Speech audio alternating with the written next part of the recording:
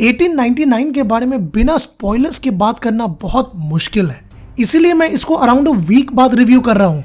लेकिन अगर आप ये शो फिर भी अभी तक नहीं देखे हैं तो आप इस वीडियो को स्किप कर सकते हैं क्योंकि इसमें स्पॉयलर्स होंगे। अब देखिए, जब से इस शो का ट्रेलर आया था तब से ये मेरा मोस्ट अवेटेड वेब सीरीज हो गया था इस साल का, और वो इसलिए नहीं क्योंकि ये ट्रेलर बहुत ही बियॉन्ड इमेजिनेशन और इंटरेस्टिंग लग रहा था, वो इसलिए क्योंकि इस शो के क्रिएटर्स हैं Baran bo Odar and Jantje Friese, जो probably the most beyond imagination show to be ever made Dark के क्रिएटर्स भी हैं। अब बस डार्क का नाम ही सुनकर, उसी का रेप्यूटेशन लेकर इस शो के लिए सिर्फ मैं ही नहीं, हम सब काफी एक्साइटेड थे, और ये शो भी दिमाग का दही करने में कामयाब हो जाता है।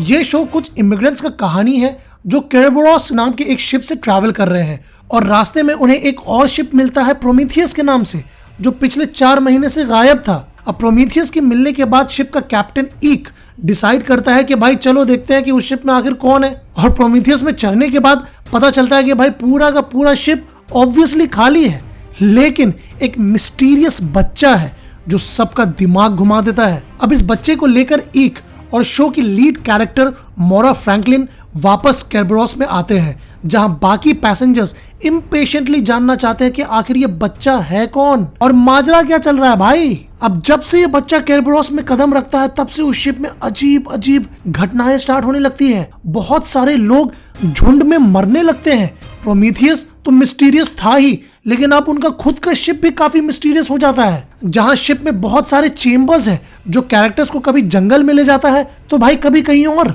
वैसे ट्रेलर से बहुत लोग सोच रहे थे कि ये शो बर्मुडा ट्रायंगल के ऊपर है, लेकिन इस शो में बर्मुडा ट्रायंगल दूर दूर तक नहीं है।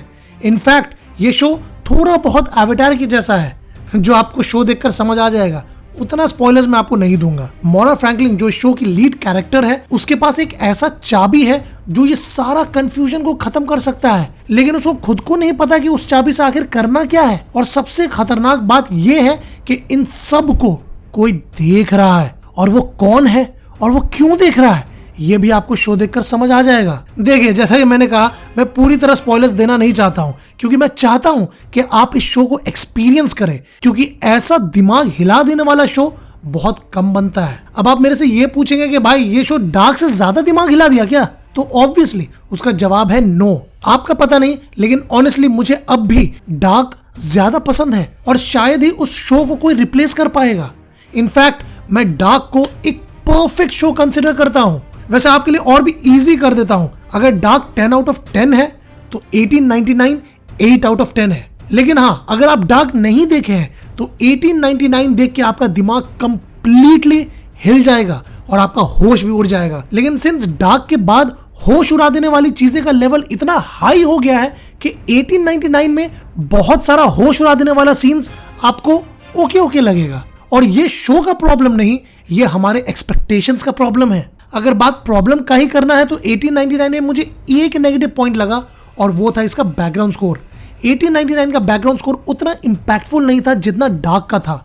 इनफैक्ट डार्क का तो भाई बवाल था, आज भी उसका बैकग्राउंड स्कोर सुनता हूं तो रोंगटे खड़े हो जाते हैं। लेकिन 1899 में डेफिनेटली मुझे एक इंपैक्टफुल बीजीएम चाहिए था, जो होपफुली मुझे नेक्स्ट सीजन में मिलेगा। वहीं 8 एपिसोड का ऑलमोस्ट 1 घंटे का लेंथ थोड़ा लंबा भी लगता है।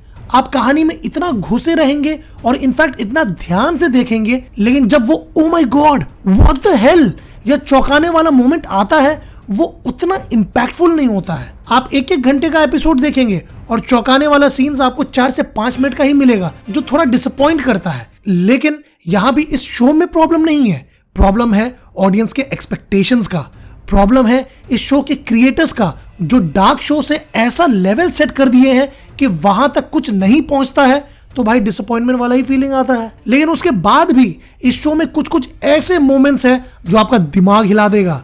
मेरा तो हिला दिया था भाई, क्योंकि जैसे जैसे मिस्ट्री सॉल्व होने लगता है वैसे वैसे आप इस शो में और भी घुसते रहते हैं। आप एज एन ऑडियंस इस 1899 के एरा में कंप्लीटली खो जाएंगे, जहां आप खुद अपने आप को उस शिप में पाएंगे। शो का सिनेमेटोग्राफी टॉप नॉच है, जो सच में एक विजुअल ट्रीट है, स्पेशली क्लाइमैक्स सीन, जिसको देख के आप दंग रह जाएंगे।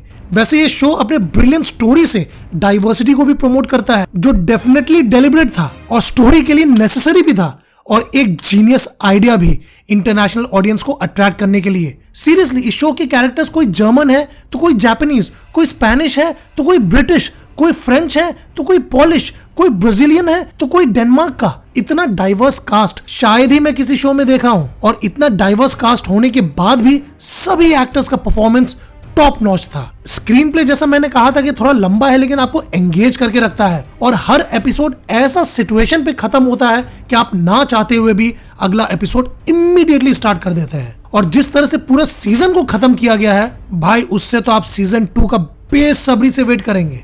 वैसे एक बात बता दूं, ठीक डार्क की तरह यहाँ भी साल का बहुत इंपॉर्टेंट रोल है, क्योंकि कहानी है तो सेट 1899 में, लेकिन हमें पता चलता है कि 1899 नहीं बल्कि साल 2099 चल रहा है, जो बेसिकली सीजन 2 का कहानी होने वाला है।